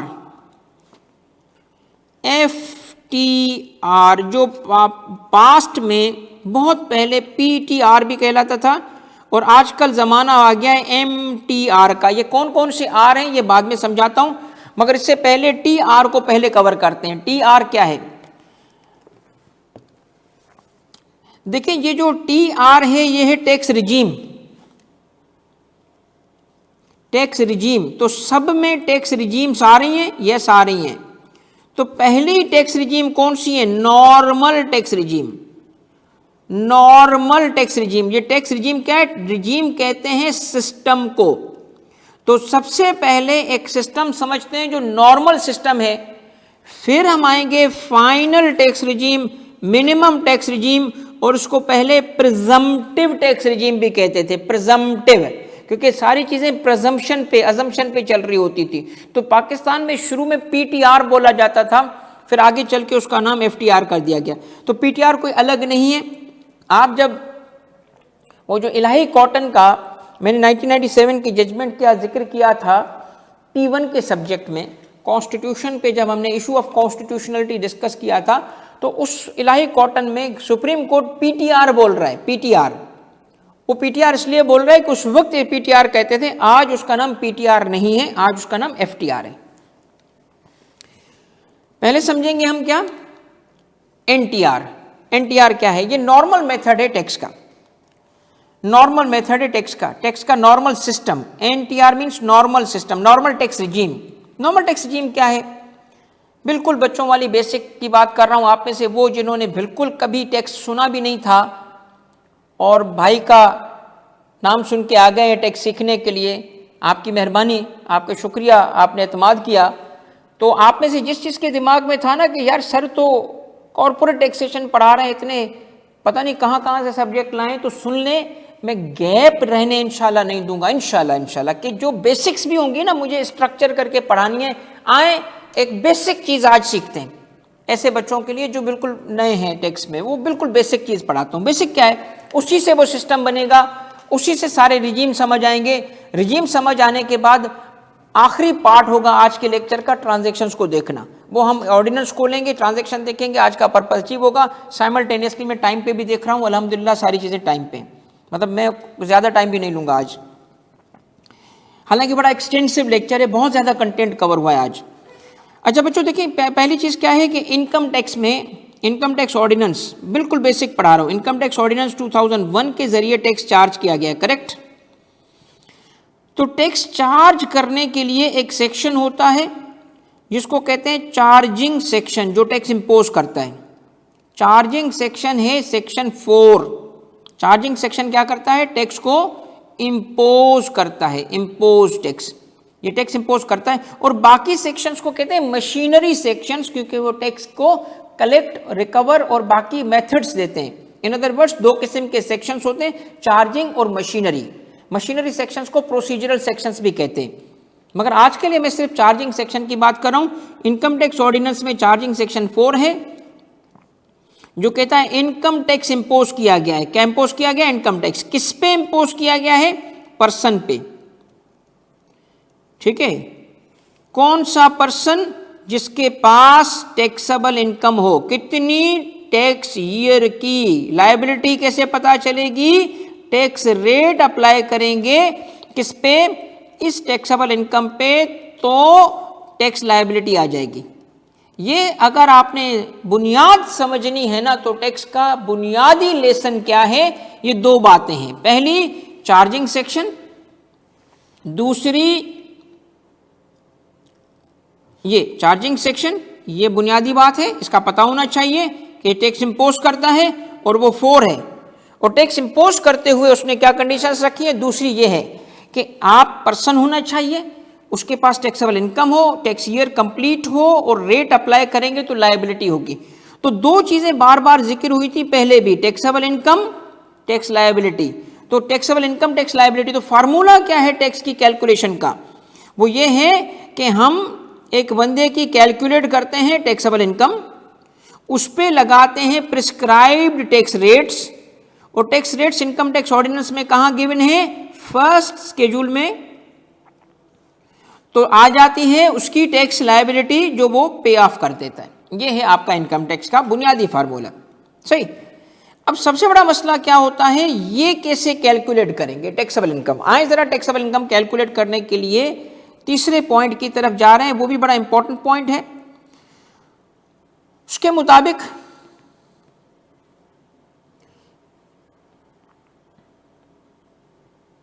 उसके मुताबिक इनकम टैक्सेबल होगी।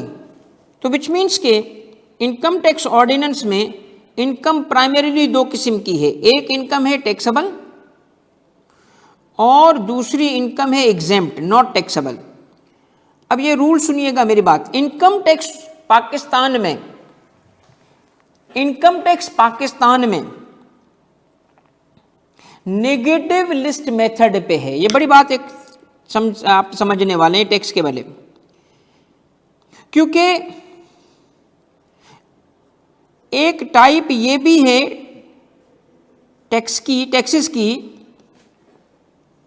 जिसमें नेगेटिव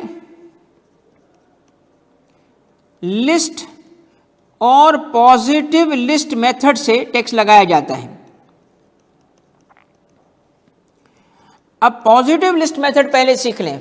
पाकिस्तान में federal excise duty positive list method से, federal excise duty FED, federal excise duty जो फेडरल एक्साइज एक्ट के तहत, फेडरल एक्साइज एक्ट 2005 के तहत लगाया गया है, ये पॉजिटिव लिस्ट मेथड पे है। आपको पता है क्या मतलब इसका?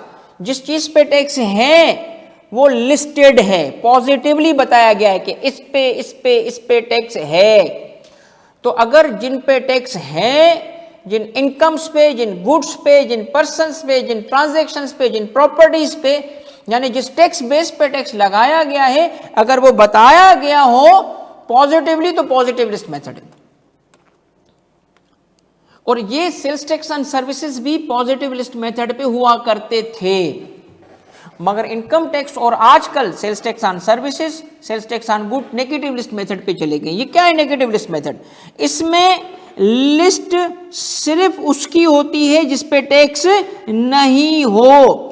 इसका मतलब क्या है? अगर इनकम है तो टैक्स होगा, जिस पे टैक्स नहीं है वो बताया जाएगा, तो नेगेटिव लिस्ट गिवन होगी। In other words, income tax ordinance में एग्जेम्पशंस गिवन है। कहां पे? दो जगह पे।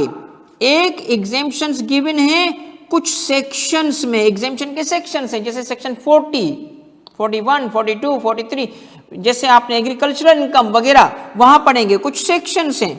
और सबसे इंपॉर्टेंट, इनकम टैक्स ऑर्डिनेंस का सेकंड शेड्यूल डील करता है एग्जेम्पशंस के साथ, जिसके 4 पार्ट हैं और कम से कम भी मेरा ख्याल है 150 सफ़े का one of the most important schedule है जिसमें इनकम्स को एग्जेम्प्ट किया गया है। अगर आप एडवाइजर बनना चाहते हो, आपकी 2 एरिया पे ग्रिप होगी, लोग आपको एडवाइजर मानेंगे, सलाम करेंगे, सलाम करेंगे नहीं, सलाम ठोकेंगे भाई को। और एक है विथहोल्डिंग, एक है सेकंड शेड्यूल एग्जेम्पशन। इस पे ग्रिप होगा, आप मास्टर काउंट होंगे, master.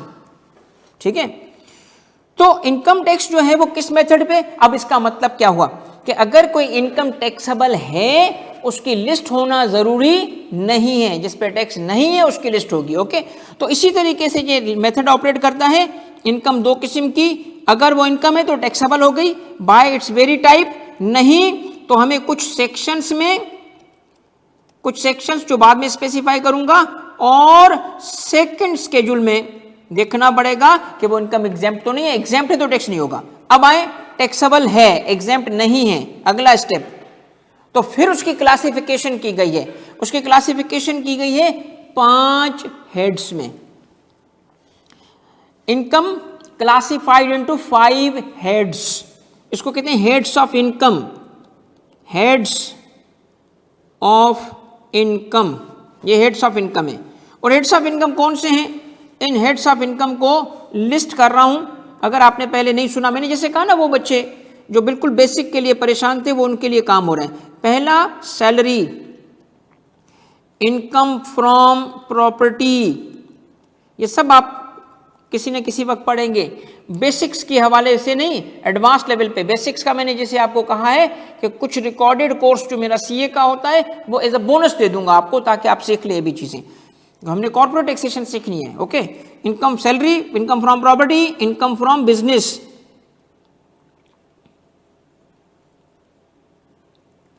Capital gains, income from other sources, ये 5 हैं। इन सारे हेड्स में हमें कैलकुलेशन कैसे करनी है टैक्सेबल इनकम की? हर हेड में रेवेन्यू, रेवेन्यू क्या कहलाता है? रेवेन्यू कहलाता है टैक्स में अमाउंट चार्जेबल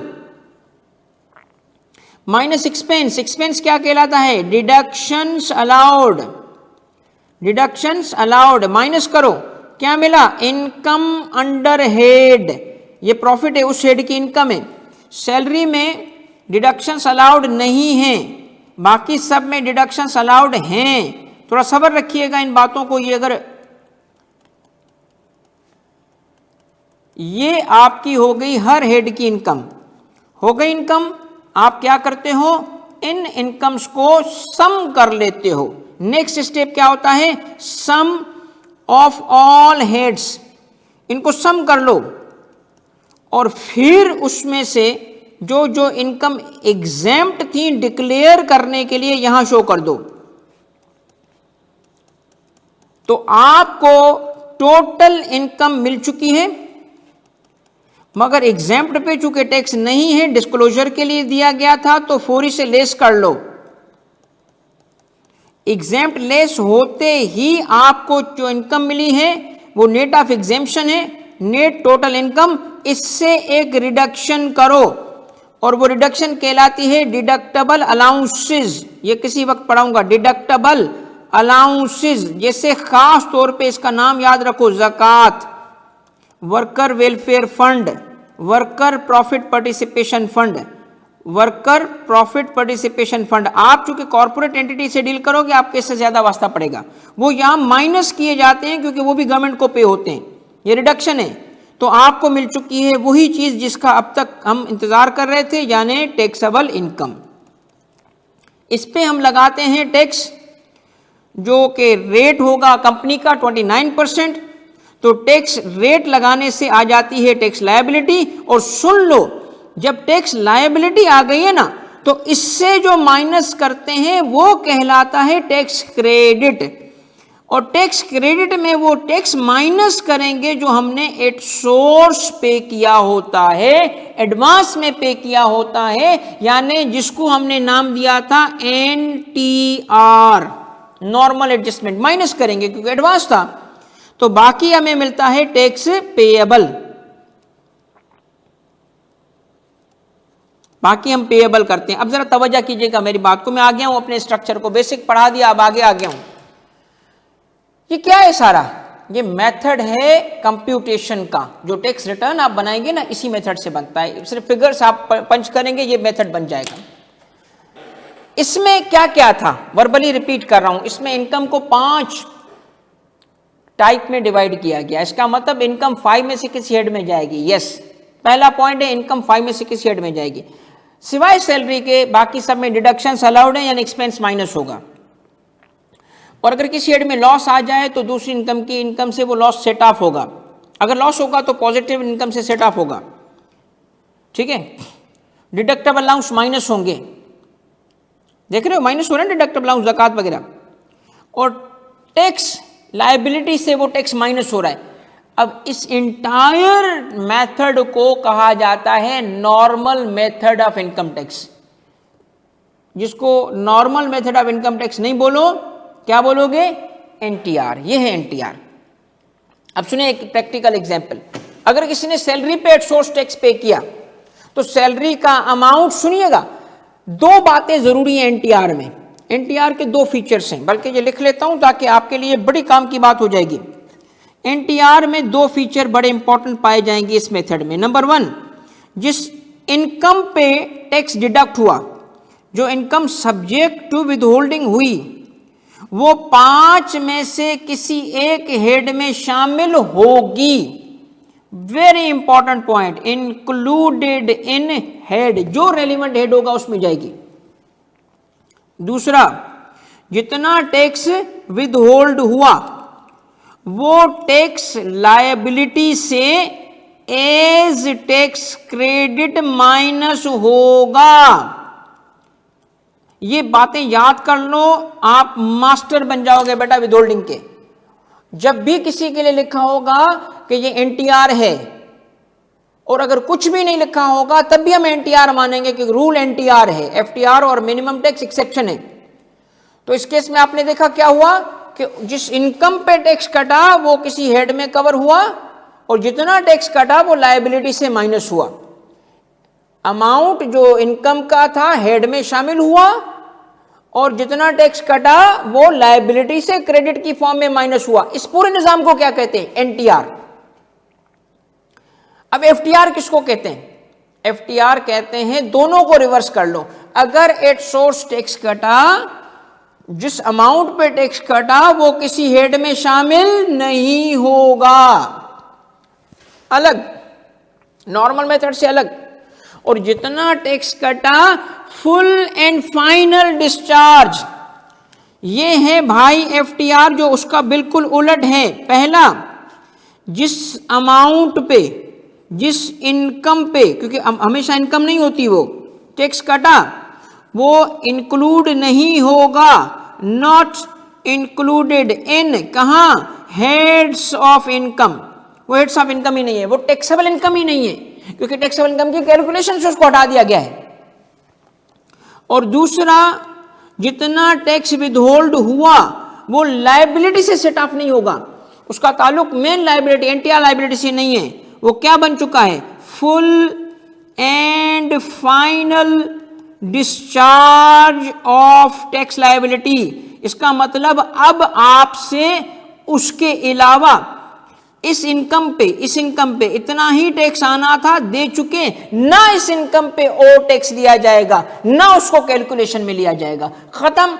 इसको सिर्फ डिस्क्लोजर पर्पस के लिए लिख लो कि अमाउंट इतना, टैक्स इतना, मगर उस पे फर्दर टैक्स नहीं होगा, फुल फाइनल डिस्चार्ज है। सिर्फ एक ही सूरत हो सकती है टैक्स के रिफंड की, ना रिफंड मिलेगा ना फर्दर टैक्स लिया जाएगा। दोनों पॉसिबिलिटी कब है? जब रेट गलत लगा।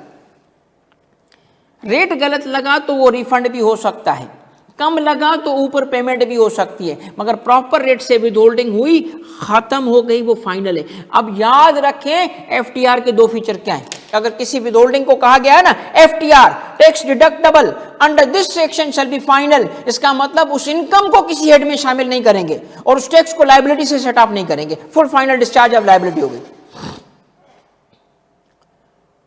अब एक दौर था, पहले सारे टैक्सेस एनटीआर,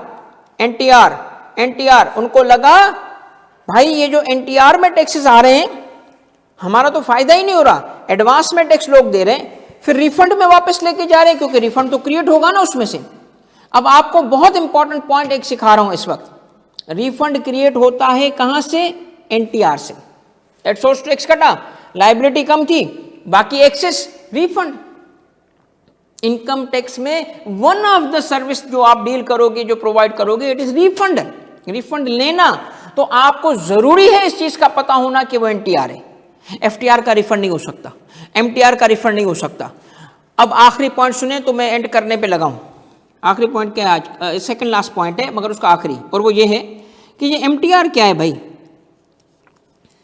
देखिए आप आजकल देखेंगे, ज्यादातर आप पढ़ेंगे ना जब, तो हम देखेंगे इस पूरे कोर्स में तो हमें पता चलेगा tax deductible under this section shall be minimum tax, bar bar minimum आएगा। मिनिमम क्या है? देखिए एक तरफ क्या था, इनकम जिस पे टैक्स कटा और विदहोल्डिंग टैक्स जो टैक्स कटा। ये पहला फर्स्ट मेथड में हेड में शामिल हुआ, यस, यानी यहां मैं लिखना चाहता हूं एनटीआर में क्या था इसकी ट्रीटमेंट, हेड में शामिल हुआ, यस। लायबिलिटी से ये माइनस हुआ, यस, ये तो पढ़ा चुका हूं इसलिए। फिर एक तरफ दूसरा था एफटीआर, हेड में शामिल हुआ, नो, लायबिलिटी से माइनस हुआ, नो, क्योंकि वो फुल एंड फाइनल डिस्चार्ज है। अब मसला क्या आया? मसला ये है कि तकरीबन सारी ट्रांजैक्शन एफटीआर करते गए ताकि रिफंड ही ना हो। मसला ये है, चलो ठीक है रिफंड ना हो, रिफंड इसी से क्रिएट होगा। यहां से अगर विदहोल्डिंग ज्यादा हो जाए लायबिलिटी से, क्योंकि ईयर एंड पे लायबिलिटी पता चलती है ना, विदहोल्डिंग तो ज्यादा हो सकती है, तो यहां से ही रिफंड क्रिएट हो सकता है, बाकियों से नहीं। मगर मसला यह था कि एफटीआर में एक नुकसान था, जो अमाउंट था जिस पे वो विदहोल्डिंग करवा रहे थे वो तो रिड्यूस रेट पे होती है, क्योंकि वो ग्रॉस अमाउंट्स होते हैं, उसकी तो विदहोल्डिंग हो रही होती है ग्रॉस अमाउंट की, रिड्यूस रेट पे 3%, 1.5%, 2.5%, 10%, 15%, मगर वो कॉर्पोरेट रेट और बड़े रेट तो नहीं लग रहे होते। जो नेट इनकम पे, क्योंकि आपको पता है ना जो रियल रेट है वो नेट इनकम पे है और विदहोल्डिंग ग्रॉस अमाउंट्स पे हो रही होती है, तो ग्रॉस अमाउंट पे कोई रेट बड़ा थोड़ी होगा, कम होगा। तो मसला क्या था कि एट सोर्स वो विदहोल्डिंग कर तो रहे थे छोटे छोटे अमाउंट्स पे और छोटे छोटे रेट्स पे। हुआ क्या, एक नुकसान उनको फील हुआ कि यार अगर हम एनटीआर में ले आएंगे तो एनटीआर में लेके आएंगे तो उसका तो ज्यादा टैक्स आता, क्योंकि इससे आने वाली इनकम पे ज्यादा था, मगर एफटीआर तो इनकम में जा ही नहीं सकता। अब आपको पता है, गौर से सुनना, उनको लालच क्या हुआ कि यार देखो अगर मैं इसको हेड में शामिल कराऊं तो नॉर्मल रेट से जो टैक्स बनता वो तो ज्यादा बनता, नॉर्मल रेट से जो टैक्स बनता ज्यादा बनता, वो ज्यादा तो ले लूं उससे, ये तो एफटीआर करा करा के हम नुकसान कर रहे हैं। तो फिर कॉन्सेप्ट आया मिनिमम टैक्स का, एमटीआर का, जिसमें हेड में शामिल होगा यस, यस, ये नो मैंने क्यों लिखा है, सबर कीजिएगा, यस शामिल होगा। क्यों? क्योंकि भाई एनटीआर की तरह होगा, है एफटीआर, उसको कहां कन्वर्ट करते गए, इधर। ये नो किस में कन्वर्ट हो गया, नो यस में कन्वर्ट होता गया। क्यों? अभी देखिएगा, यस में कन्वर्ट, उनको शिफ्ट करते गए इधर। क्या लायबिलिटी इधर आएगी, यस माइनस होगी, मगर रिफंड नहीं मिलेगा। क्यों नहीं मिलेगा? अब उसकी एग्जांपल सुनिएगा। इधर तो रिफंड एग्जिस्ट ही नहीं करता, क्यों नहीं मिलेगा? वो इस तरह है, एक अमाउंट था, सपोज कर लो 10 मिलियन, 10 मिलियन पे एट सोर्स टैक्स आ रहा था, एट सोर्स टैक्स कटा, यानी विदहोल्डिंग हुई और वो हुई 1 मिलियन की, मगर इससे इनकम में शामिल करवाया गया क्योंकि ये एमटीआर बन चुका है। और जब ये हेड में शामिल हुआ तो इस पे टैक्स बन गया 1.2, तो एट सोर्स कितना आया ये, और हेड में कितना बना ये, तो इसका मतलब ज्यादा बना ना, तो कहता है ऊपर हो गया 0.2 पे करो। मगर अगर एट सोर्स कटा ये और हेड में शामिल कर लिया तो क्या बना 0.7, तो कहता है नहीं, ये नहीं है, ये फाइनल हो चुका है, क्योंकि मिनिमम उतना टैक्स तो देना ही है जितना एट सोर्स कट गया है, देयरफॉर हम उसको मिनिमम बोलते हैं। एट सोर्स जितना हो गया उतना तो देना ही था, वो एफटीआर की तरह चला गया। इसका मतलब ये सारी कहानी क्या है कि उसको एनटीआर की तरह ट्रीट करो, अमाउंट को शामिल करो, लायबिलिटी निकालो, अगर वो ज्यादा आ गई है तो ज्यादा लो, जो ऊपर पेमेंट की होगी वो पेमेंट होगी, मगर अगर कम है तो वो भाई जितना आ गया उतना खैर। आई समझ आपको? इसका मतलब क्या हुआ कि आपका जब मामला होगा, ये देखें, आपका एनटीआर से मामला पड़ेगा। एनटीआर का एक नाम है एडजस्टेबल। इसको एडजस्टेबल क्यों कहते हैं? क्योंकि लायबिलिटी एडजस्ट होती है। ओके, आपका मामला एफटीआर से पड़ेगा, आपका सबसे ज्यादा मामला एमटीआर से पड़ेगा। इसका मतलब है ये दोनों का मिक्सचर है। ये एक केस में ये है, और अगर टैक्स ज्यादा आ जाए तो एनटीआर बन जाता है, यानी ये रूप चेंज करता रहता है। इसका अपना कोई दीन ईमान नहीं है, हाँ भी बोलेगा ना भी बोलेगा। ओके, काबिल एतमाद नहीं है इन अदर वर्ड्स। क्यों? टैक्स ज्यादा आ रहा है, कहेगा मैं तो एनटीआर हूं, ऊपर पेमेंट करो। मगर अगर कम टैक्स आ रहा है, कहता है इतना तो देना ही था, वो एफटीआर की तरह बिहेव करेगा। क्या आपको 3 किस्म की नेचर समझ आई? हर ट्रांजैक्शन में, हर सेक्शन में आपको लाजमन पता होना चाहिए। सबसे बड़ा चैलेंज ये होता है आपका नेचर का। मैं आपको आगे चल के टेक्निक्स बताऊंगा, इवन आप अंदाजे भी लगा लोगे और करेक्ट होंगे, मगर कभी भी ये अंदाजा नहीं लगा सकते कि उसकी नेचर क्या है। ठीक है? एक सवाल आया है, गवर्नमेंट एम्प्लॉय की सूरत में विदहोल्डिंग एजेंट कौन है? बेटा वो पेयर गवर्नमेंट एजीपीआर या एजी ऑफिस, मगर ये आएगा। सैयद रहीम सबर रखना बेटा, क्या आपको बड़ा, इतना बड़ा आपको मैंने कॉन्सेप्ट एक्सप्लेन किया है, क्या समझ हुआ, समझ आया? आप क्या फील कर रहे हो कि जी आपको ये पता चल गया मिनिमम टैक्स क्या है? क्या आप फाइनल टैक्स बता सकते हो? मुझे बताएं, तीनों सिस्टम समझ आ चुके हैं, आपको सारे बताएं, ताकि मैं सेटिस्फाई हो जाऊं और आज खुशी खुशी घर जाऊं तो मैंने कहा आज मैंने बड़ा काम किया है, ज़बरदस्त। फरीद का यस है, कामरान, इसरार, और ये कोई मोबाइल का भी नंबर है भाई, वेरी गुड, ग्रेट सर। चलो भाई ज़बरदस्त। अब आते हैं आखिरी चीज़ की तरफ, और वो ये है कि आपका जो पूरा एक चार्ट बनेगा, एक एक ट्रांजैक्शन पे मैं चार्ट बनवाऊंगा, एक्सेल की शीट बनवाऊंगा, नोट्स बनवाऊंगा, और मैं खुद भी बनाऊंगा, मैं आपसे अपनी भी चीज़ें शेयर करता हूँ, जैसे जिस तरीके से ये नोटिंग शेयर होती है। आए लेक्चर के हम आज के लास्ट पार्ट की तरफ जा रहे हैं। लास्ट पार्ट में हम सर्वे करेंगे। क्या? Let's survey income tax ordinance 2001, ताकि हम आइडेंटिफाई कर सकें उन ट्रांजैक्शंस को जिन ट्रांजैक्शन पे विद होल्डिंग एप्लीकेबल है, ताकि हम ट्रांजैक्शन करें उन सेक्शंस को जो कि विद होल्डिंग का पूरा स्ट्रक्चर और फ्रेमवर्क ले डाउन करते हैं। तो दो किस्म के सेक्शंस हैं जिनका ताल्लुक विद होल्डिंग से। एक वो जो फ्रेमवर्क 165 फ्रेमवर्क का है, विद होल्डिंग स्टेटमेंट, वो बिल्डिंग बनाता है, और ट्रांजैक्शन के बाकी सेक्शंस हैं। ठीक हो गया? आज हम कोई इस सेक्शंस को गो थ्रू नहीं करेंगे, जस्ट सर्वे करेंगे, देखेंगे, ताकि हमें अंदाजा होगा। इससे हमें फ्रेमवर्क के सेक्शंस भी समझ आ जाएंगे। इससे ये हो जाएगा, एंड ऑफ द स्टोरी हो जाएगी, और आज आपका लेक्चर हो जाएगा कंप्लीट, जिसके बाद आपको अंदाजा हो जाएगा कि विद होल्डिंग कितना फैला हुआ है पूरे लॉ के अंदर और क्यों इंपॉर्टेंट है। एक एक सेक्शन इतना कॉम्प्लेक्स हो चुका है कि इवन कोई एक्सपर्ट भी जब तक अपने आप को अपडेट नहीं रखता, वो भी अंधेरे में तीर मारने की बात हो जाती है अगर वो विद होल्डिंग पे ओपिनियन देगा। तो ये देखें, आपका इनकम टैक्स ऑर्डिनेंस है आपके सामने। सबसे पहले आए, ये नॉर्मल सेक्शन से छोड़ दें, मैं स्ट्रेट जो है, ये मैंने ऐसे ही और भी जिक्र किया था, मगर उन चीज़ों पे बात नहीं करूंगा। विद होल्डिंग वगैरह सारे सेक्शंस जाने दो, ये किसी और वक्त, ये बेसिक्स कवर होंगे, छोड़ें। आए ज़रा सबसे पहले रुकते हैं 148 पे, और आप ज़रा देखिएगा और अपने पास नोट कीजिएगा इन सेक्शंस को, ताकि आप इन चीज़ों को समझ सकें। ये देखें,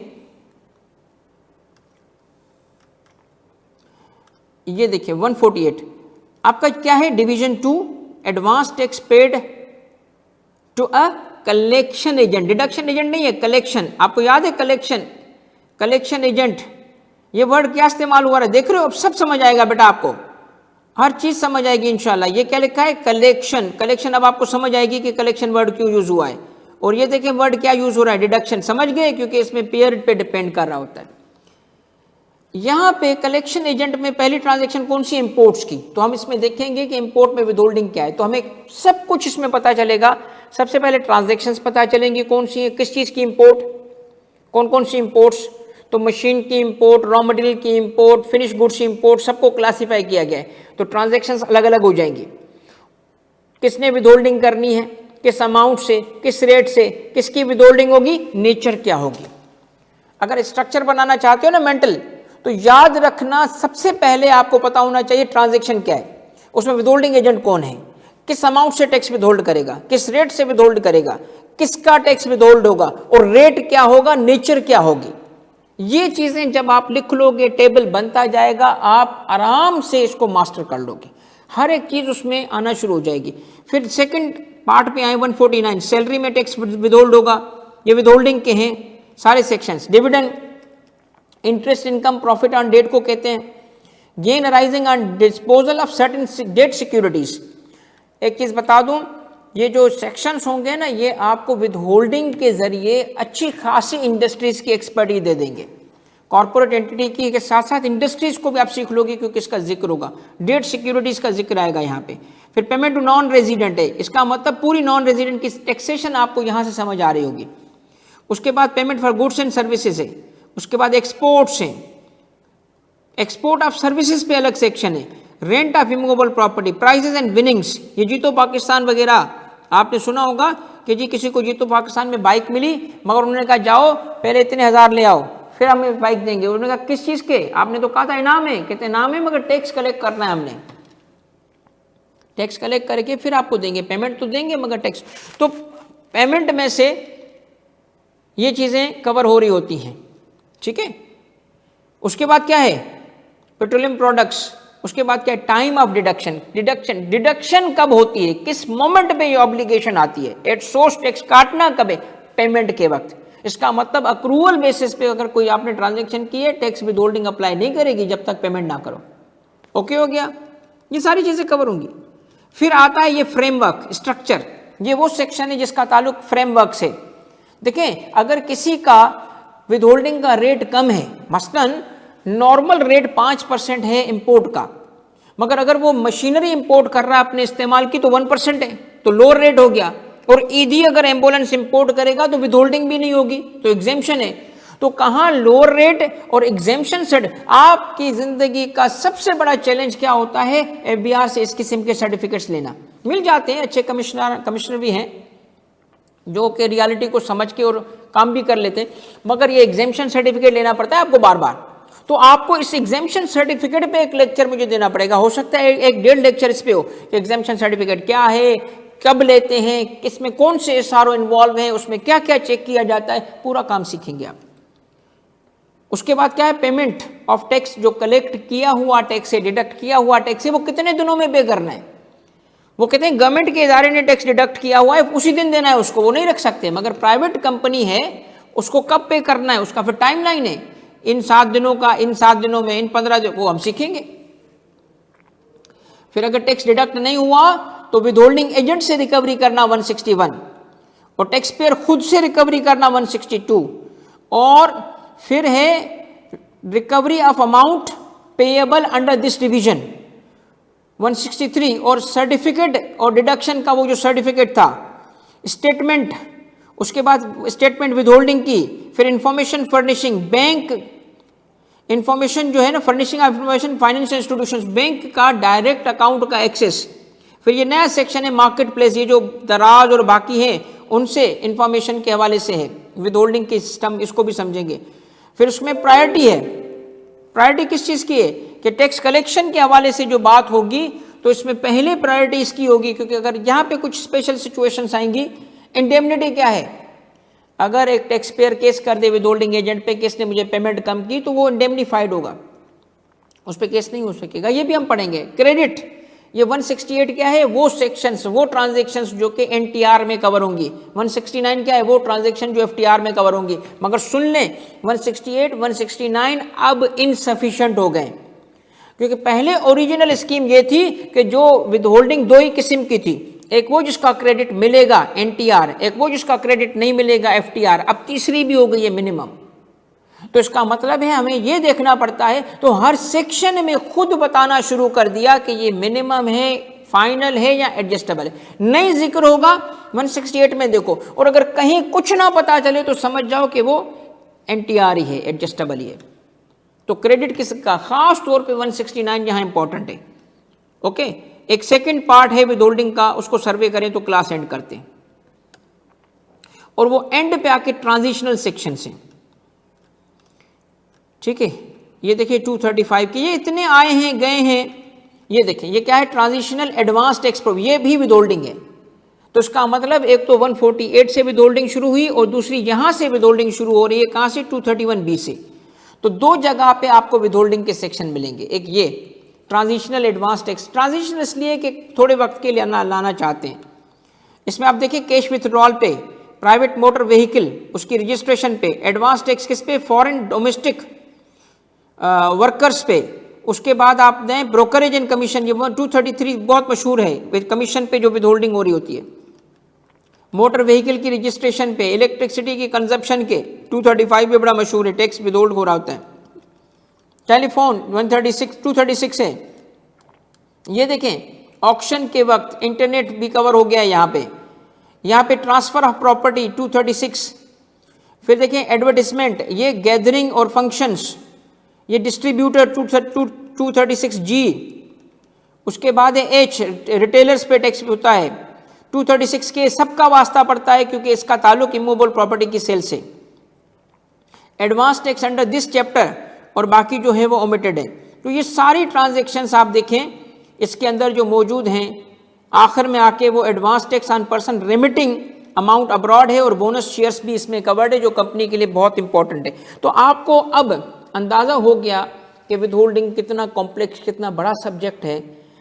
होप कि आज का सेशन, आज का लेक्चर आपके लिए इनलाइटनिंग था। आपको बहुत सारी चीज़ें सीखने को मिली होंगी और आपको बहुत सारे कॉन्सेप्ट्स बने होंगे। इंशाल्लाह हम अगली क्लास में पहला सेक्शन उठाएंगे और उसकी विथ होल्डिंग का एक स्ट्रक्चर बना के, जैसे मैंने आज भी बताया कि हम आइडेंटिफाई करेंगे ट्रांजैक्शन क्या है, विथ होल्डिंग एजेंट कौन है, तो इसको हम रखते हुए हम आगे जाएंगे। आई होप कि आपके लिए आज बहुत कुछ सीखने का चांस था और यहाँ मैं लेक्चर को एंड करूँगा। होप के सारी की सारी चीज़ें आपको समझ आ गई हैं। मुझे अगर इनपुट देंगे तो मुझे अंदाज़ा हो जाएगा। आमिर कह रहे हैं कि seems too complex yet interesting. बहुत ही इम्पॉर्टेंट, ना सिर्फ इंटरेस्टिंग बट बहुत ही इम्पॉर्टेंट है आपके लिए। जो सबसे इम्पॉर्टेंट आमिर जो एरिया होगा ना जिसमें मास्टर करना ज़रूरी है वो यही है। कॉर्पोरेट एंटिटी को या किसी भी टैक्स पेयर को आप हैंडल कर ही नहीं सकते जब तक कि आप इसको ग्रिप ना करें। और आमिर जो आपने लफ्ज़ इस्तेमाल किया बिल्कुल सही कहा है कि इट इज़ टू कम्प्लेक्स, मगर जिस स्ट्रक्चर से हम इसको ढालेंगे ना, एक वक्त आएगा मैं आपसे पूछूंगा कि क्या विद होल्डिंग बगैर पढ़े बता सकते हो, तो आप बगैर पढ़े सब बता सकोगे सिवाय एक चीज़ के, वो कभी नहीं बता सकोगे, वो नेचर है। आप यकीन करें एक ऐसे मेथड से मैं आपको कवर करवाऊंगा जिस मेथड में आप विद होल्डिंग एजेंट भी बता, मतलब बगैर पढ़े आप यानी कॉमन सेंस से बताओगे सर ये विद होल्डिंग एजेंट है, ये इसका टैक्स विद होल्ड हो रहा है, सर अमाउंट ये होगा, सर टाइमिंग ये होगी, बस एक चीज़ आपको, तो इसका मतलब है बड़ा सिंपल हो जाएगा। जैसे आज आपको लेक्चर ये जो आप रिस्पॉन्स दे रहे हैं तो मुझे बड़ी खुशी हो रही है कि आपने चीज़ें आज पिक की हैं। इंशाल्लाह अगली क्लास में भी हम इसको आगे लेके चलेंगे। नेक्स्ट वीक क्लास लिंक भी ऑन STT। कामरान बेटा ये एडमिन का नंबर शेयर किया जा रहा है, काइंडली रजिस्ट्रेशन करवा लीजिएगा, क्योंकि इस दफ़ा एडमिन ने फैसला किया था कि हम जो एक सॉर्ट ऑफ डेमो क्लासेस होते हैं वो सिर्फ पहले हफ्ते के देंगे, उसके बाद नहीं, क्योंकि वो एक ही सब्जेक्ट नहीं चल रहा, सारे सब्जेक्ट चल रहे हैं, तो 5 क्लासेस डेमो में काउंट होंगी। उसके बाद आपकी जो क्लासेस होंगी वो रजिस्टर्ड होने की वजह से ऐप पे चली जाएंगी और वो आपको पता है पूरा पोर्टल है, उसके ज़रिए आपको मिलेगा। तो प्लीज़ रजिस्ट्रेशन का प्रोसेस शुरू कर दो ताकि आपको कोई परेशानी ना हो, आपकी कोई क्लास ज़ाया ना हो। कल हमारी आखिरी क्लास है हफ्ते की। अगले हफ्ते से जो क्लासेस होंगी वो सिर्फ रजिस्टर्ड स्टूडेंट्स को एक्सेस देगी एडमिन, और वो भी कैसे, वो आपको ये पोर्टल का पता है। एडमिन में से जिसने नंबर शेयर किया था एक दफ़ा दोबारा शेयर कर लें, ये कामरान का नंबर भी लिख लें जो नंबर शेयर कर रहा है। आप लोग ही एडमिन से इससे रब्ता कर लो, अगर आपने कर लिया है तो मैं क्लास सेंड करूँ। एडमिन आपने ये नंबर कामरान का रजिस्टर कर लिया है, देख लिया है तो ओके से रब्ता करें। और जिसको एडमिन का नंबर चाहिए वो गिवन आ रहा है बार बार, for registration contact please note कर लो, ठीक है। इसरार आपको मैं जानता हूँ, और बैच 4 के जो स्टूडेंट्स शिफ्ट होना चाहते हैं वो भी प्लीज़ रब्ता करें एडमिन से, मैंने उनको बोल दिया है, वो आपको शिफ्ट कर देंगे इस पर, ठीक हो गया। थैंक यू, जज़ाकल्लाह, अल्लाह हाफ़िज़।